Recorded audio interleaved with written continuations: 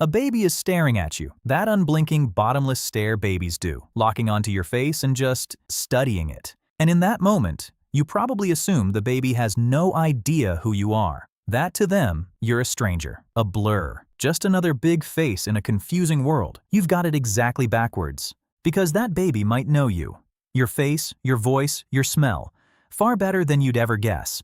And by the end of this, I'm going to show you something genuinely unsettling, that a baby knows you before it knows itself. It recognizes you as a real, specific person, months before it has any idea that it is one too. So, what does a baby actually think you are? Stick with me, because the real answer is stranger, and stranger again, the deeper you go. Let's start with the eyes. From the moment they're born, and astonishingly, even a little before, human babies are drawn to one thing above almost everything else. Faces. Not toys, not colors. Faces. Newborns will turn toward simple face-like patterns within hours of birth, and there's evidence they orient toward them even in the womb, in the final weeks before they arrive.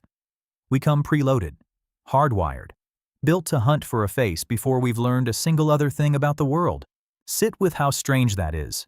Before a baby understands what a hand is, or a wall, or a lamp, before it knows a single word, it already knows that a face matters more than anything else in the room. You walk in, and the one thing that baby's entire brain is straining to find is you. But that's just the surface, because babies don't only like faces in general, they learn yours. Fast. Studies tracking infants across their first year show they begin to prefer their mother's face over a stranger's within the first several months. They lock onto your voice even earlier. A newborn knows its mother's voice from the very first day because it's been hearing it, muffled, for months from inside the womb. It knows your smell. Before a baby can hold up its own head, before it can reach or crawl or speak, it is quietly building a detailed, precise map of the specific humans who keep it alive. So already the whole picture has flipped. That baby isn't staring at a stranger. It's staring at the single most familiar, most important thing in its entire universe. You. But here's where it flips again. And this is the part that breaks people's brains a little. While the baby is busy learning everything about you, it has no idea who it is.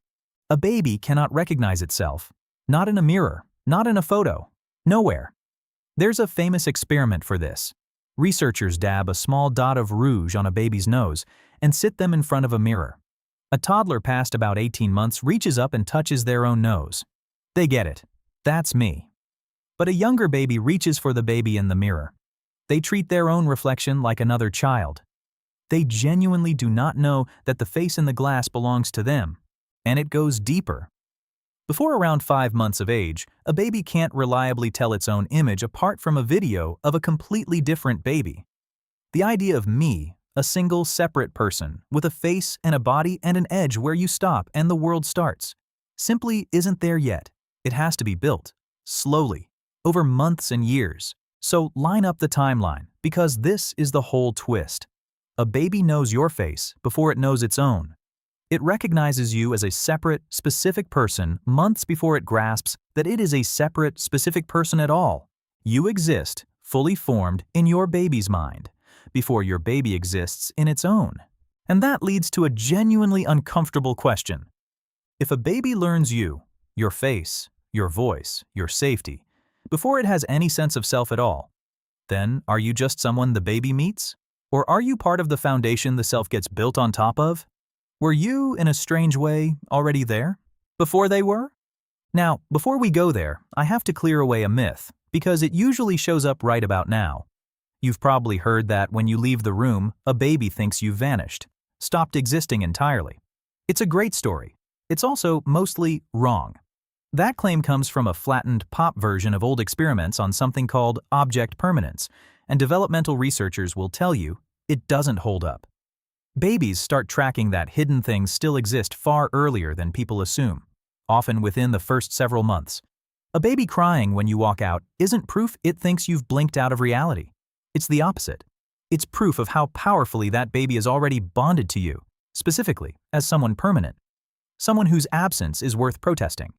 Which makes the real picture so much stranger than the myth. The baby doesn't forget you the second you leave. It holds on to you, clings to you, as one of the only fixed points it has. And it's doing that before it can hold on to itself. So what does that actually make you to a baby? Not mom, not dad.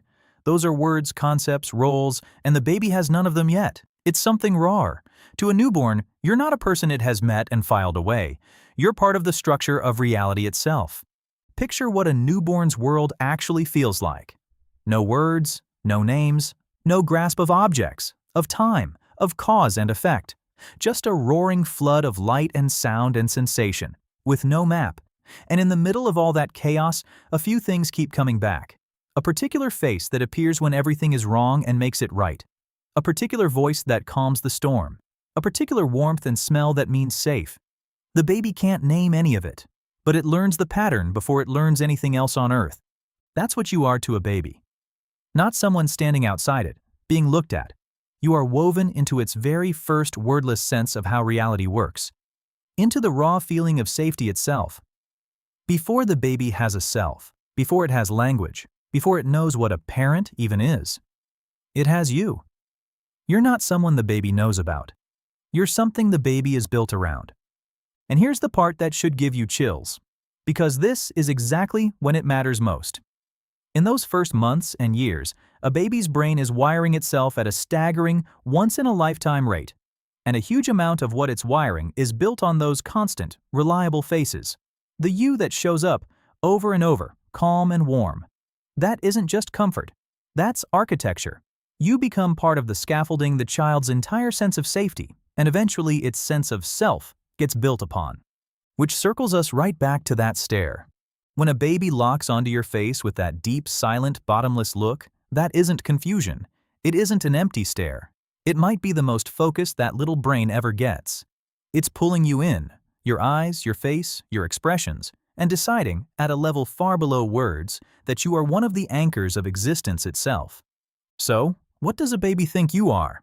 Not a stranger. Not just mom or dad. The closest honest answer might be, you're not a thing the baby sees at all.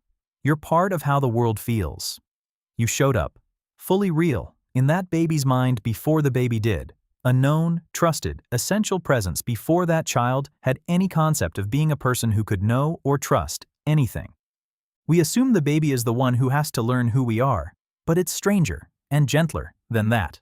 For a little while, at the very beginning, you are one of the most certain things in your baby's entire universe. Long, long before that baby is certain of itself. So the next time a baby gives you that long, searching, silent stare, remember what's really happening behind those eyes. It isn't wondering who you are. On some wordless level, it already decided. It's still waiting to find out who it is.